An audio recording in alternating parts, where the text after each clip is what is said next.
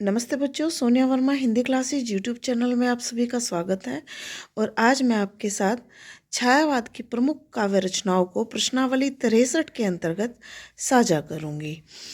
इस प्रश्नावली में मैंने छायावादी चारों प्रमुख कवियों, जिनमें बाबू जयशंकर प्रसाद, सूर्यकांत त्रिपाठी निराला जी, सुमित्रा नंदन पंत जी एवं महादेवी वर्मा की प्रमुख रचनाओं को संग्रहित किया है।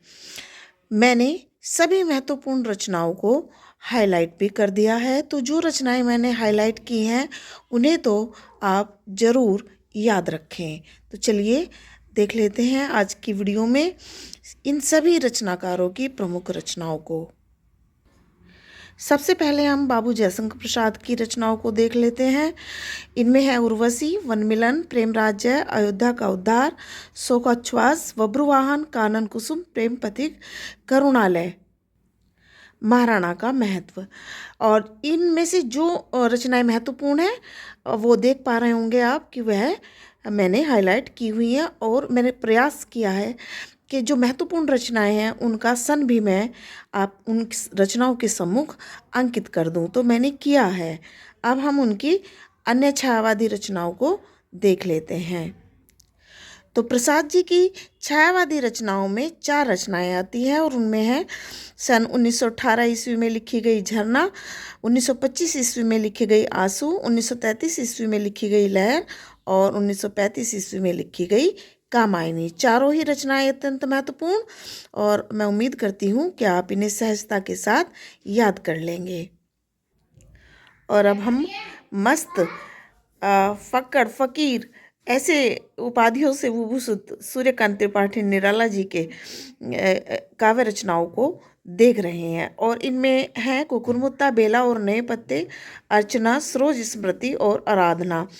इनमें से 3 रचनाएं बार बार परीक्षाओं में पूछी गई हैं, और उनमें है कुकुरमुत्ता, अर्चना और सरोज स्मृति। और सरोज स्मृति तो हिंदी साहित्य जगत का सर्वश्रेष्ठ शोक गीत भी माना गया है। अब हम निराला जी की अन्य रचनाओं को देख रहे हैं। इनमें है गीत गुंज और अपरा, और अपरा भी महत्वपूर्ण रचनाओं में शामिल है। अब उनकी छायावादी रचनाएं आप देख पा रहे होंगे, अनामिका, परिमल, गीतिका और तुलसीदास। और मैंने इन चारों रचनाओं का समयकाल भी यहाँ पर अंकित कर दिया है। और अब हम प्रकृति के सुकुमार कवि सुमित्रानंदन पंत जी की छायावादी रचनाओं को देख रहे हैं। इन्हें हिंदी का वर्ड्सवर्थ भी कहा जाता है। तो छायावादी रचनाओं में 5 रचनाएं उनकी शामिल हैं, और उसमें है उच्छ्वास, ग्रंथि, वीणा, पल्लव और गुंजन। पांचों की पांचों रचनाओं के मैंने रचना काल भी यहाँ पर अंकित कर दिए हैं। और अब हम उनकी प्रगतिवादी रचनाओं को देख लेते हैं। पंत जी की प्रगतिवादी रचनाओं में ग्राम्या, युगांत और युगवाणी तीनों ही रचनाएं महत्वपूर्ण हैं, और परीक्षा की दृष्टि से अत्यंत महत्वपूर्ण है। अरविंद दर्शन से प्रभावित उनकी 5 रचनाएं मानी जाती हैं। यानी कि जब वह अरविंद के दर्शन से प्रभावित हो गए थे तो उन्होंने 5 रचनाओं को लिखा, और उनमें है स्वर्ण किरण, स्वर्णधूलि, उत्तरा, कला और बूढ़ा चांद और वाणी। इन 5 रचनाओं को भी परीक्षाओं में अक्सर पूछा जाता रहा है। अब हम पंत जी की नव मानवतावादी रचनाओं को देख रहे हैं, और इनमें है लोकायतन, चिदंबरा, पतझड़, गीत हंस, शंख ध्वनि, किरण वीणा, पो पटने से पहले, समाधिता और शशि की तरी। चिदंबरा उनका अंतिम और ज्ञानपीठ पुरस्कार से सम्मानित काव्य ग्रंथ है, और बहुत महत्वपूर्ण है। और यहाँ पर मैंने सभी महत्वपूर्ण रचनाओं को हाईलाइट कर दिया है, और आप उन्हें जरूर से याद रखें।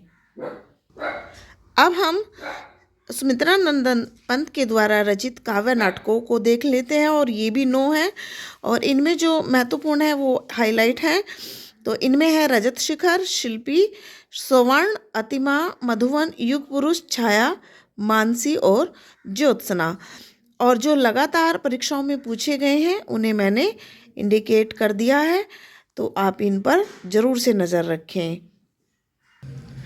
और अब हम छायावाद की महिला कवित्री, आधुनिक मीरा और विरह वेदना की कवित्री ऐसे उपाधियों से सम्मानित महादेवी वर्मा की रचनाओं को देख रहे हैं। और इन रचनाओं में 5 रचनाएं उनकी महत्वपूर्ण है और इनमें है निहार, रश्मि, नीरजा, सांध्य गीत और यामा। आशा करती हूँ आज की भी प्रश्नावली आपके लिए अत्यंत लाभदायक होगी।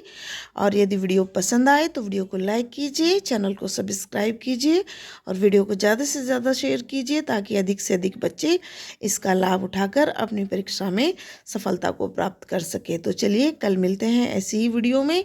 तब तक के लिए नमस्ते, धन्यवाद।